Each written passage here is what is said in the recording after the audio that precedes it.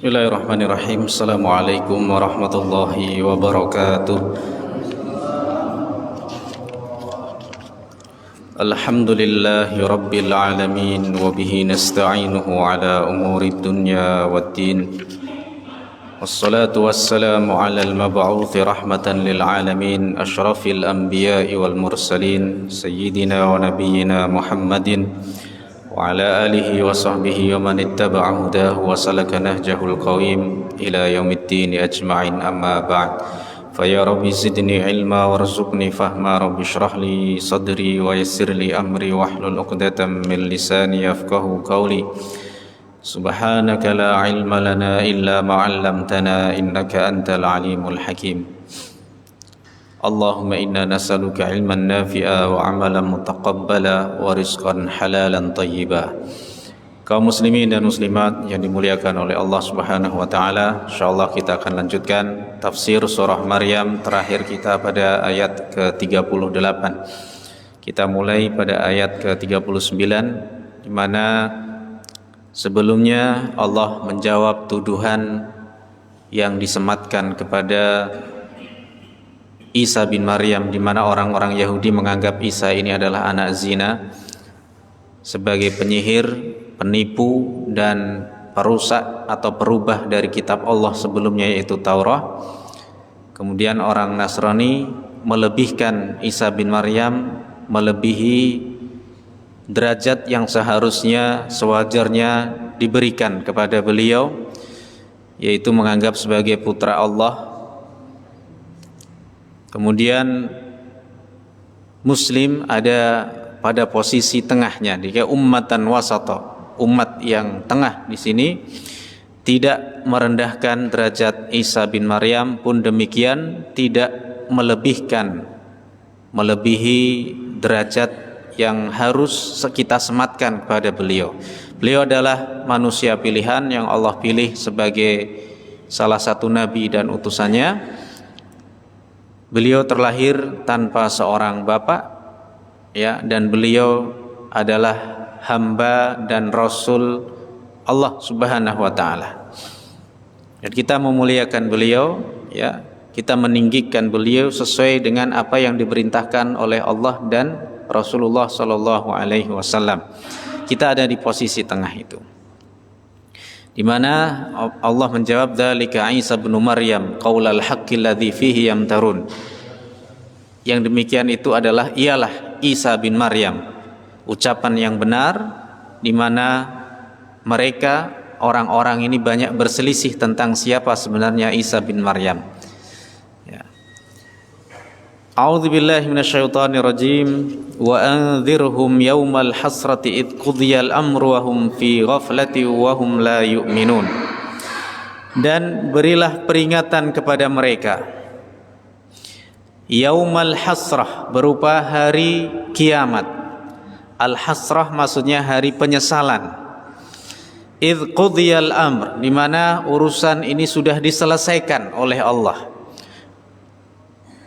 Wa hum fi ghaflah, dan mereka manusia, kebanyakan manusia, khususnya di sini kepada orang-orang Yahudi dan Nasrani, mereka dalam kelalaian. Mereka tidak mengikuti apa yang sudah Allah perintahkan tentang siapa sebenarnya Isa bin Maryam ini. Wa hum la yu'minun, dan mereka ini tidak beriman, tidak mengimani, tidak mengikuti apa yang sudah disampaikan oleh Nabi Muhammad SAW. Mereka mengingkari, dua-duanya orang Yahudi dan Nasrani mengingkari tentang siapa Nabi Muhammad SAW. Ya. Jadi Nabi kita Muhammad diperintahkan oleh Allah, ya, yang sebelumnya disuruh untuk membaca, ya, dibacakan kepada umatnya kita semua ini tentang siapa Maryam, siapa Isa, ya. Kemudian beliau diperintahkan juga untuk memberikan peringatan yang keras, ya, kepada orang-orang akan hadirnya Yaumal Hasrah, hari penyesalan. Dan Yaumal Hasrah, jamaah sekalian, adalah ismun min asma'i yaumil qiyamah, nama dari nama-nama hari kiamat. Ada Yaumul Qiyamah, ada As-Sa'ah, ada Al-Haqqah, ada Al-Waqi'ah, ada Al-Ghashiyah, ya.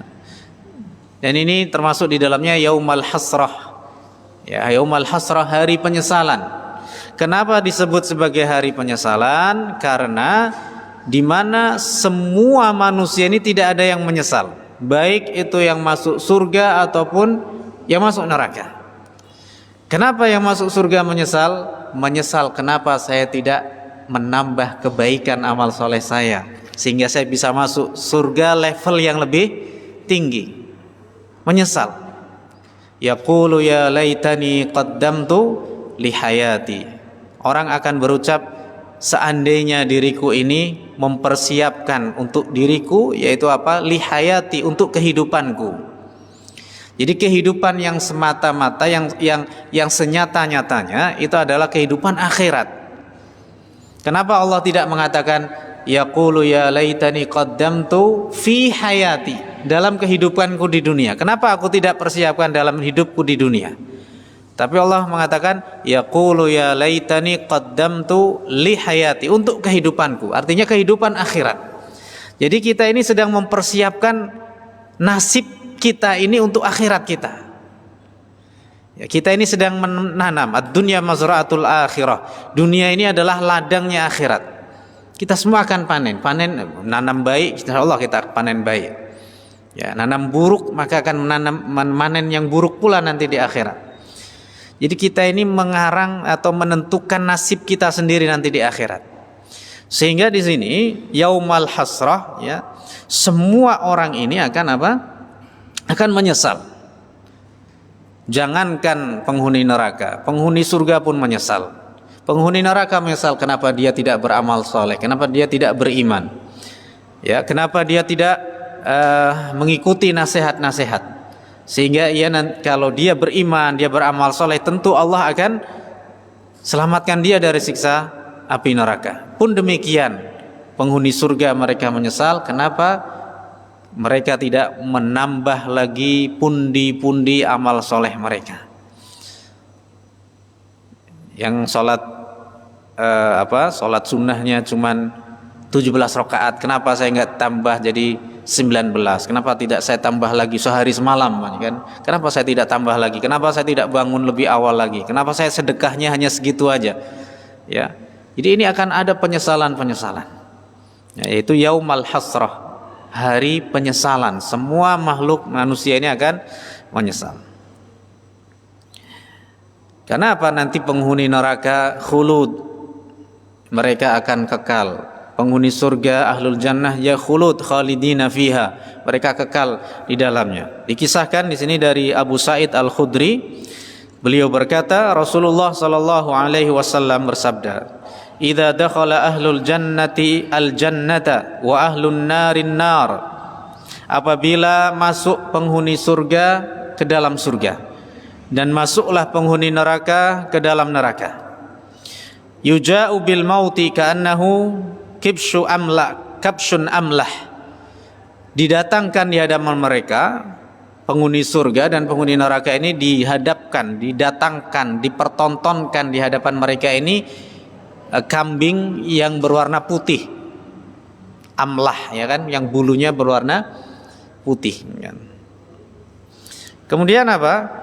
Fayuqafu bainal jannati wan nar. Kemudian kambing ini diposisikan tengah-tengah di antara surga dan neraka.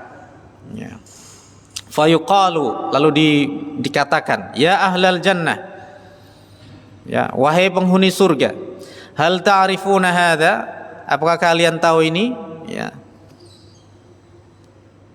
Kemudian mereka ini langsung memusatkan perhatian mereka kepada kambing ini, makhluk ini, ya.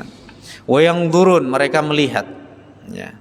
Fayaquluna na'am, iya, hadzal maut. Mereka tidak menjawab ini kambing, tapi ini adalah kematian,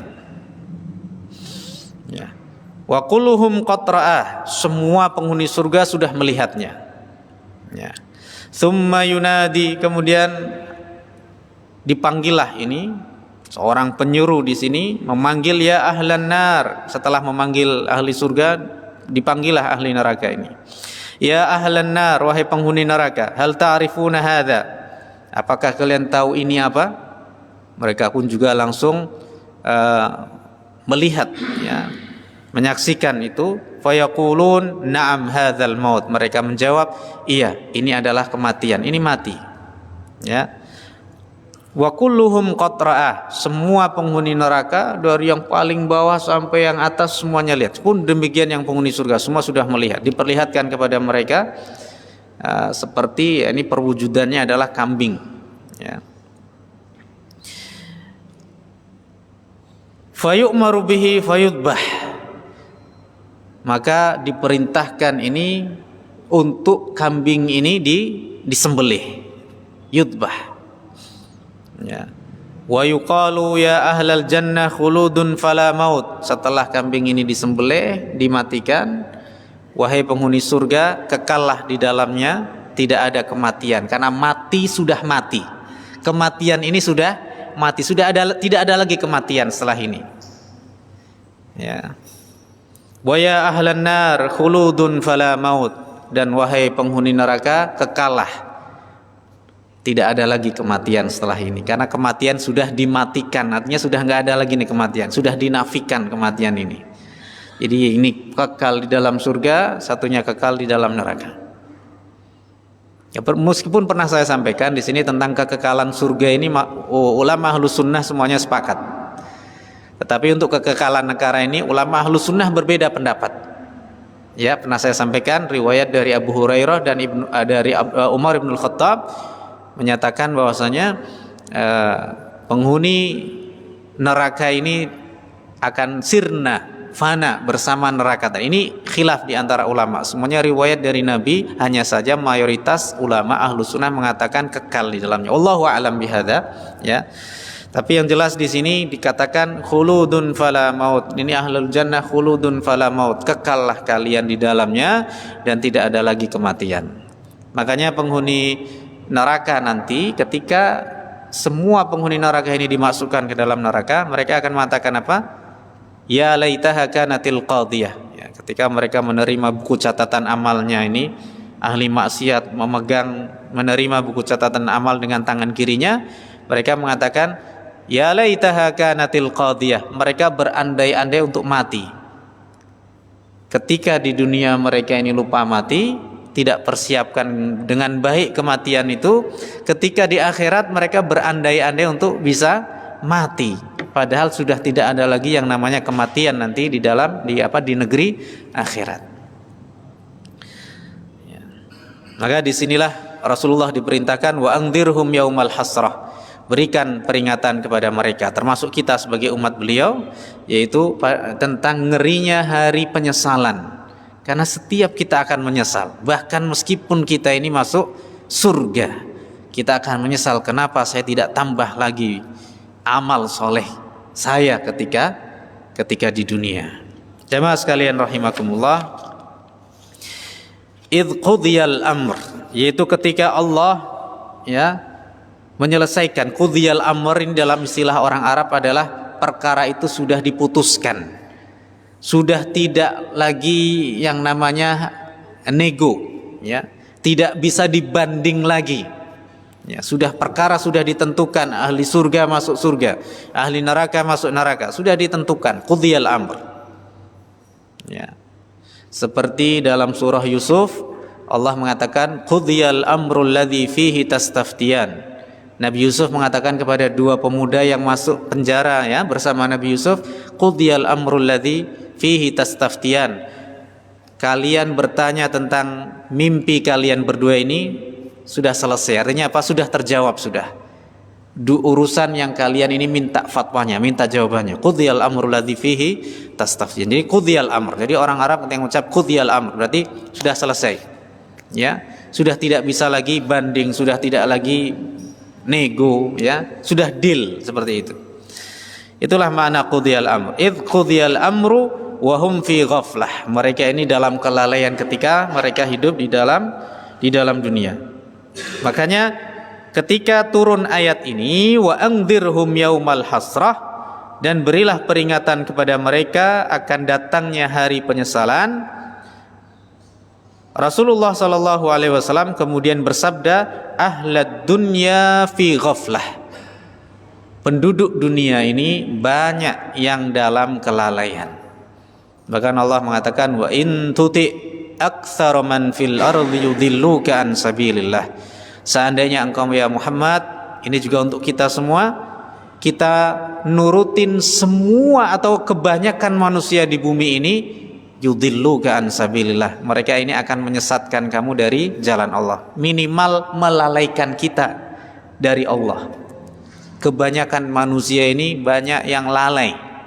Pernah saya sampaikan, dari 100 muslim di Indonesia yang ahli masjid ini nggak sampai 20%. Ini survei kecil-kecilan ya, tapi bisa ini menjadi sampel yang mungkin menjadi wakil dari sampel yang lebih besar lagi.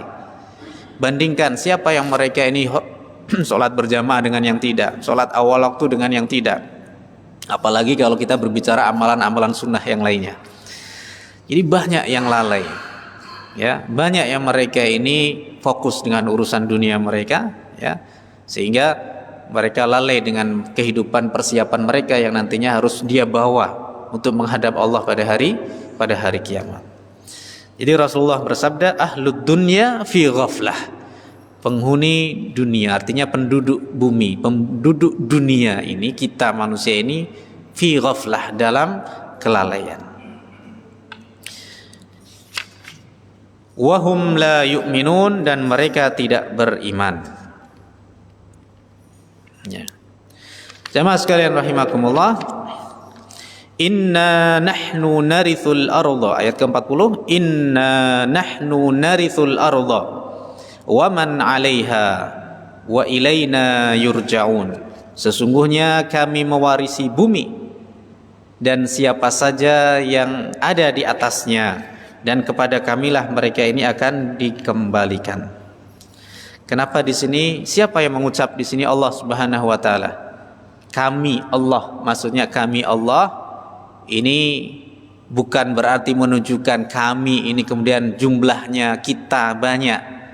Itu orang sudah mafhum. Di masa jahiliyah dulu nggak ada orang mendebat ini kenapa Allah mengatakan kami. Berarti Allah ini berarti Tuhan banyak. Orang sekarang aja orang orientalis, orang ya ini yang mau melemahkan, ya, sehingga jadi orang ini kalau mau debat ini harus tahu tentang bahasa Arab dulu, kaidahnya gimana, nggak asal-asalan. Justru kalau mereka mendebat, ini Islam mengatakan kami, Allah mengatakan kami, ya, inna nahnu kami, berarti ini banyak dong, seperti itu. Itu sebenarnya itu udah basi kalau bagi ahli bahasa Arab, itu udah menteh, udah nggak masuk dalam area jidal, itu nggak masuk area perdebatan. Itu justru orang belum paham dengan ilmu, dia mau mendebat sebenarnya. Jadi ini orang Arab jahiliyah pun tahu kami itu, antum itu untuk menghormati orang, satu orang, meskipun itu lafadznya orang banyak, tapi untuk menghargai atau menghormati orang mungkin yang karena dia kita mau hormat, karena dia lebih besar, karena dia mungkin seorang pemuka kaum, atau karena dia orang yang terhormat, seperti itu. Itu hal yang wajar. Sehingga tidak ada lahir perdebatan di masalah kami seperti itu pada masa itu, enggak ada. Ya, paham itu mereka ahli kitab pun sama nih. Sekarang aja kan. Ya, jadi kami, kata Allah, kamilah yang mewarisi bumi. Maksudnya apa? Karena Allah mematikan semua makhluknya, khususnya ini manusia, ya. Ya, nanti akan mempertanggungjawabkan semua perbuatan mereka ini pada hari kiamat. Itu semua manusia ini akan mati. Anak kecil saat itu tiba-tiba rambutnya langsung beruban karena melihat kengerian hari kiamat. Rasulullah ini rambutnya beruban gara-gara turun surat seperti Hud, syayyabatni Hud. Surat Hud telah membuatku beruban, karena berisi tentang kisah-kisah kaum sebelumnya, tentang hari kiamat. Rasulullah memikirkan itu sampai rambutnya beruban. Pun uban Rasulullah cuma 17, gak lebih. Ketika beliau meninggal 63 tahun secara hijriah atau 61 tahun secara masehi, beliau ubannya cuma 17. Ini sekarang anak 30 tahun ubannya udah rata, ya kan? Salah satu yang bikin uban cepat itu adalah istri, ya. Kata Rasul, ya kan?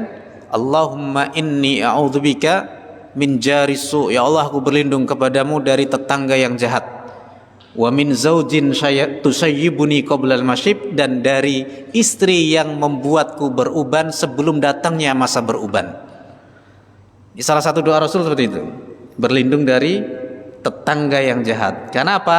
Semakin marak tetangga yang jahat, itu adalah salah satu tanda-tanda akhir zaman.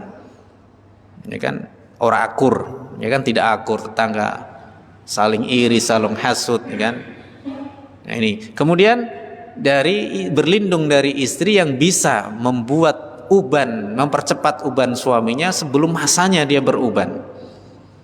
Jadi ini kalau bapak-bapak nanti ubannya banyak masih muda, ini jangan-jangan istrinya termasuk faktor yang mempercepat. Bisa jadi. Ya bisa juga karena mungkin faktor-faktor lain, gen, ya kan? Karena faktor sampo bisa juga, ya. Faktor kimiawi, ya. Sampo ini juga kan. Makanya kalau pakai sampo ini jangan suka gonta-ganti, itu benar itu. Ada benernya itu kan. Ya, karena ini suka gonta-ganti bisa termasuk yang mempercepat. Dan biasanya diawali dengan, kalau kata orang ini apa?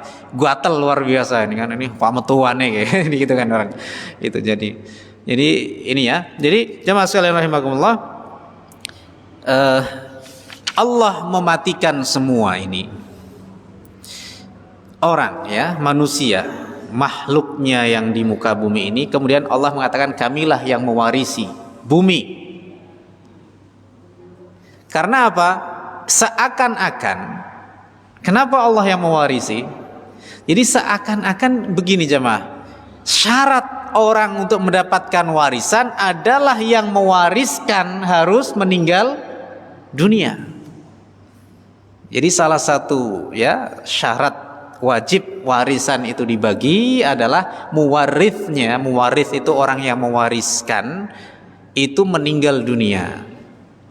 Jadi kalau bagi-bagi sebelum meninggal dunia itu bukan warisan namanya, hibah, ya kan? Itu hanya pemberian kepada anaknya. Kowe sing ning kono ya ngene gitu. Adapun yang tersisa itu nanti diwariskan. Ya. Jadi ada orang tua meninggal, ya, ayah seorang bapak dia meninggal, dia masih punya istri, istrinya nanti dapat waris, nanti anaknya nih dapat waris, ya kan? Syaratnya adalah yang mewariskan, muwarithnya ini meninggal dunia. Nah, Allah seakan-akan mengatakan manusia ini semuanya meninggal, tidak ada lagi yang saling mewariskan, apa yang mewarisi. Itu kata para sebagian ulama tafsir seperti itu. Jadi kenapa? Manusia semua mati. Yang baik yang mewaris atau warisnya semuanya mati. Jadi tidak ada lagi hukum waris saat itu. Ya. Ini ayat yang sangat ngena banget nih, sangat indah kan? Ini kamilah yang mewarisi bumi, kata Allah. Karena apa? Sudah tidak ada lagi orang yang mewariskan dan tidak ada lagi orang yang mewarisi. Semuanya mati. Gimana hukum waris ini kalau orang sudah mati semua? Ya, contoh ini ada kasus umpamanya, kalau suatu keluarga besar meninggal dunia, umpamanya, nggak ada ahli warisnya, hartanya kemana Pak? Negara. Ya kalau waktu itu baitul mal, itu kan masuk ke baitul mal, karena sudah tidak ada lagi orang mewaris, semuanya keluarga lagi maaf, ini keluarga lagi kumpul-kumpul nih kan, lagi apa tiba-tiba kok keracunan ya, naudzubillah, keracunan makanan ini kan, akhirnya mati semua itu kan, itu hadir semua itu. Ya ini seandainya saja ini kan kita berbicara ya, kalau ada peristiwa seperti itu ya. Kalau ada kasus seperti itu, maka tidak ada ahli waris. Dan tidak ada ahli waris pengganti. Kalau ada ahli waris pengganti masih mending kan? Ya, anaknya sudah mati, nggak ada siapa-siapa, adanya cucu, cucunya dapat menggantikan posisi daripada anaknya. Ini nggak ada semua. Apa yang terjadi? Akhirnya harta ini masuk ke baitul mal. Sehingga Allah mengatakan kamilah yang mewarisi bumi, dan siapa yang di atasnya, wa ilaina yurja'un, dan kepada kamilah mereka ini akan dikembalikan, yaitu berarti pada hari kiamat semua orang akan kembali mempertanggungjawabkan setiap perbuatan mereka. Jamaah sekalian rahimakumullah, berakhirlah di sini dalam surah Maryam kisah tentang Maryam dan Isa, sepenggal kisah dari Maryam dan juga Isa. Surat ini diawali dengan kisah Nabi Zakaria, ya, yang beliau memohon kepada Allah untuk diberikan keturunan, ya, kemudian diberikan anugerah berupa anak, yaitu Yahya namanya. Kemudian dilanjutkan kisah Maryam dan sepenggal kisah dari Isa bin Maryam.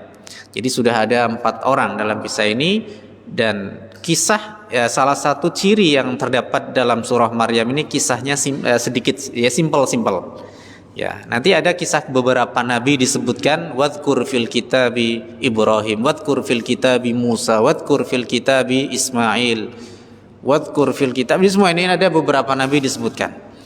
Nah, kemudian orang berikutnya, manusia berikutnya yang Allah sampaikan kisahnya di sini setelah kisah Isa bin Maryam pada ayat ke-41, Allah Subhanahu wa taala mengisahkan menceritakan sepenggal kisah daripada Nabi Ibrahim alaihissalam.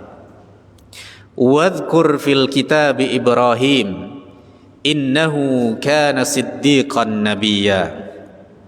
Dan sebutlah, ya, di dalam kitab, ya, dalam Al-Qur'an, Ibrahim, seorang yang bernama Ibrahim, ya, innahu, sesungguhnya ia, yaitu Ibrahim, kana siddiqan nabiyya, adalah orang yang siddiq. Apa itu siddiq? Katsirus sidqi, yaitu banyak jujurnya, orang yang selalu jujur, ya, nabiyya, dan juga seorang nabi.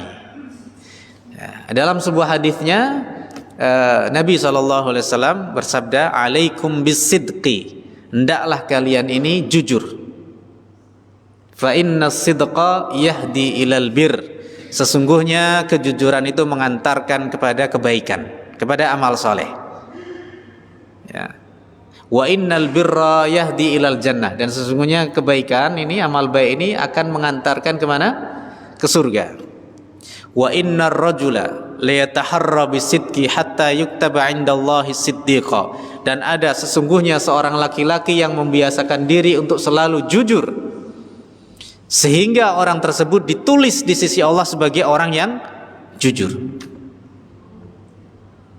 Wa iyyakum wal kadhiba, jauhilah oleh kalian dusta, bohong.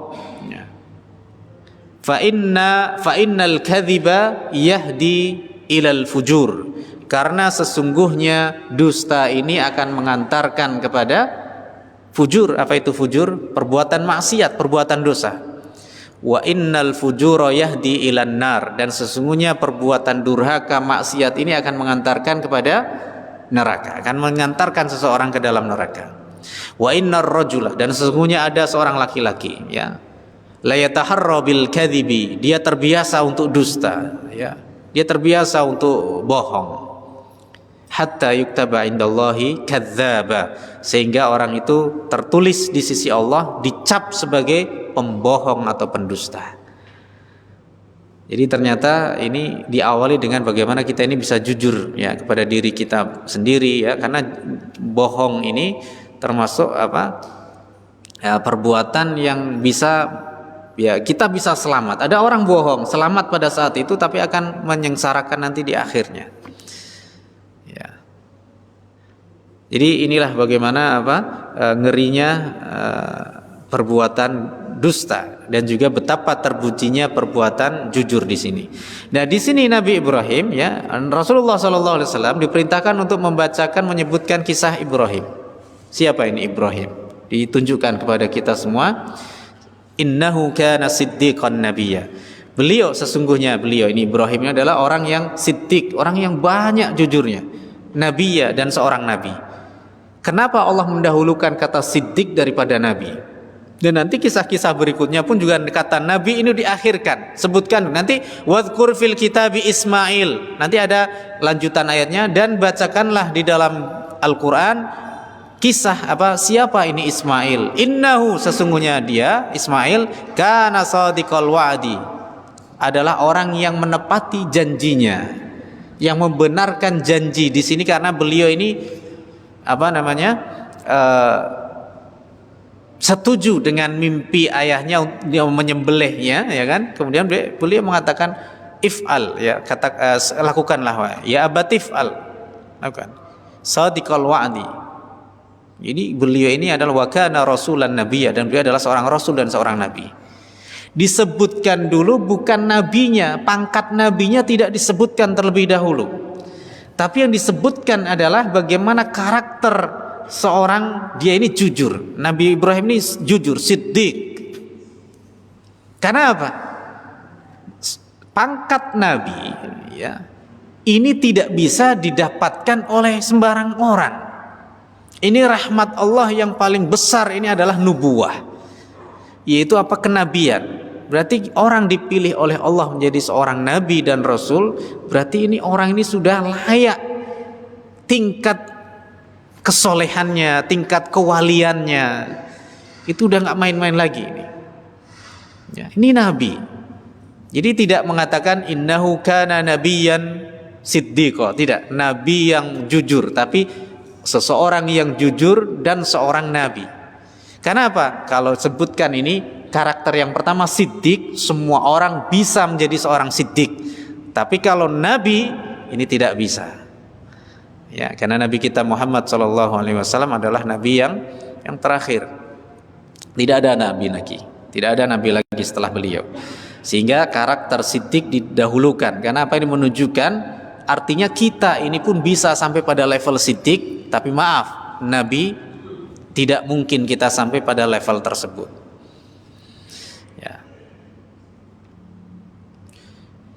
Bacakanlah di dalam Al-Quran Ibrahim, kisahnya dia tentang Ibrahim. Sesungguhnya dia adalah seorang yang banyak jujurnya dan seorang nabi.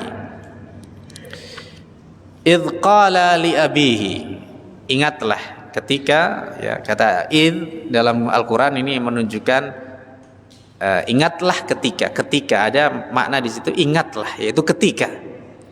Ada kata perintah di sini menunjukkan ingatlah. Maknanya aslinya adalah ketika, ya.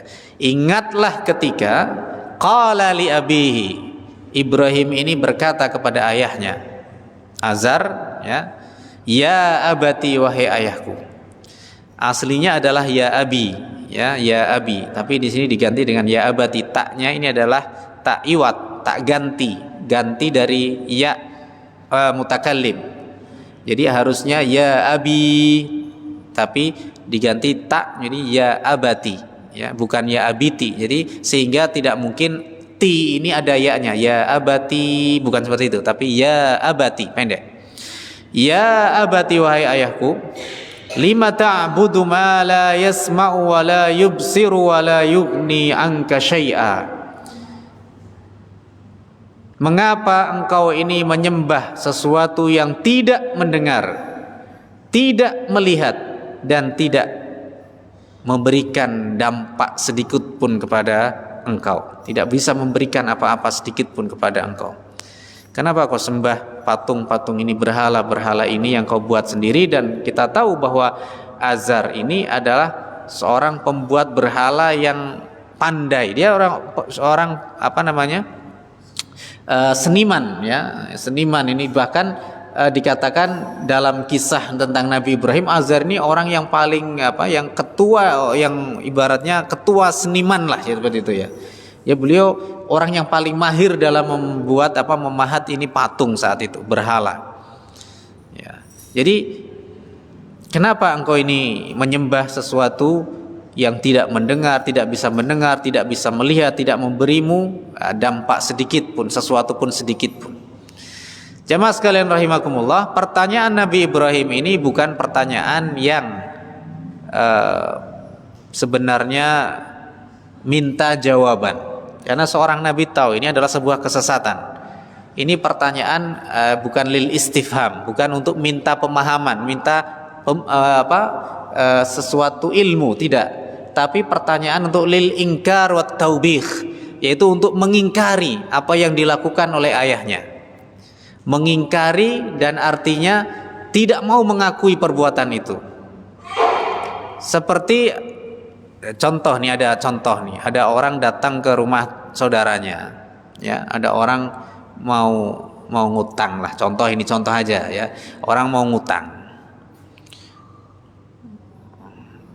Mas aku dutangi lah ya, saya pinjam duit kan, aku ada duit, ya, dia bilang gitu, aku ya butuhannya saya akeh pamannya, tolong yakin Mas, tolong aku kepepet nemen ya.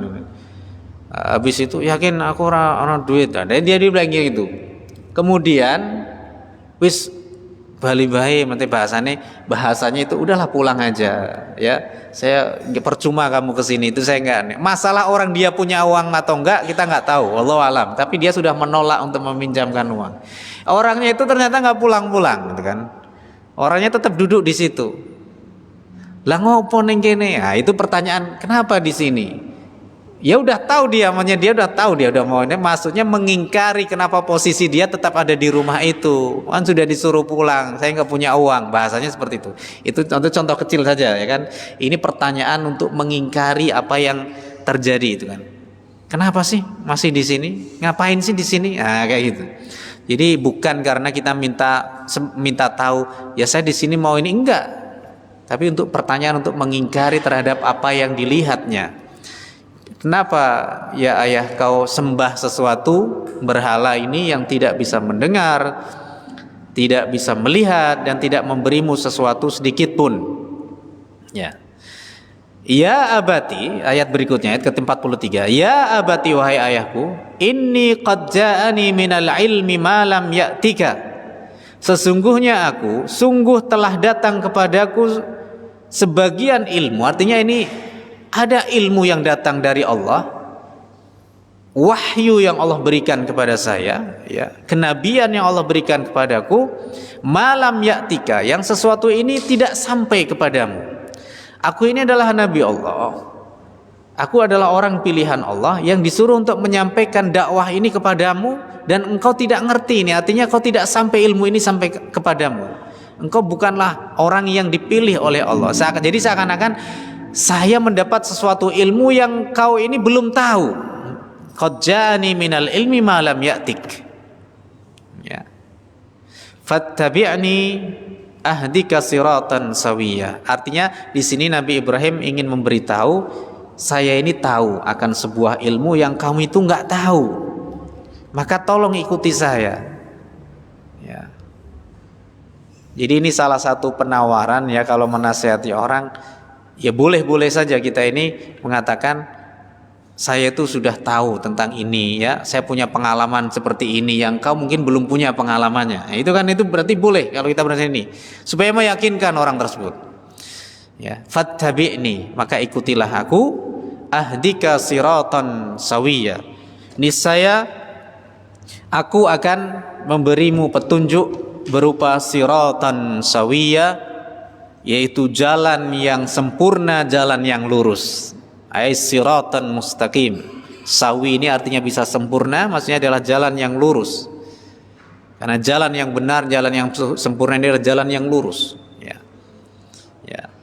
Saya akan berikan kepadamu petunjuk hidayah dengan izin Allah, yaitu berupa jalan yang lurus. Maka ikutilah aku, ikutilah diriku ini, wahai ayahku, dan marilah kita bersama-sama ini meniti jalan yang lurus. Jadi ini Nabi Ibrahim ketika menasihati orang tuanya pun beliau tidak yang namanya dengan kata-kata yang tinggi, nada yang tinggi, tetapi dengan kata-kata yang sangat halus. Ya, makanya disebutkan tadi pada kisah Nabi Yahya, kemudian kisah Nabi Isa, walam yaj'alni jabbaron syaqiyya, Allah tidak menjadikanku sebagai orang yang sombong dan orang yang celaka. Kemudian beliau ini wabarram biwalidati, sebelumnya yaitu wabarram biwalidati, Allah menjadikanku sebagai orang yang berbakti kepada ibuku, walam yaj'alni jabbaron syaqiyya, dan tidak menjadikan aku sebagai orang yang sombong dan celaka. Jadi karena apa? Orang yang berbakti kepada orang tua insya Allah ada orang yang tawadhu, orang yang tidak sombong. Tapi kalau orang durhaka kepada orang tua, dia pasti orang yang sombong. Orang tuanya saja dia berani kepada orang tuanya, apalagi dengan selain dari orang tuanya. InsyaAllah kita akan lanjutkan pada kesempatan yang lainnya. Subhanakallahumma wa bihamdika asyhadu an la ilaha illa anta astaghfiruka wa atubu ilaik. Assalamualaikum warahmatullahi wabarakatuh.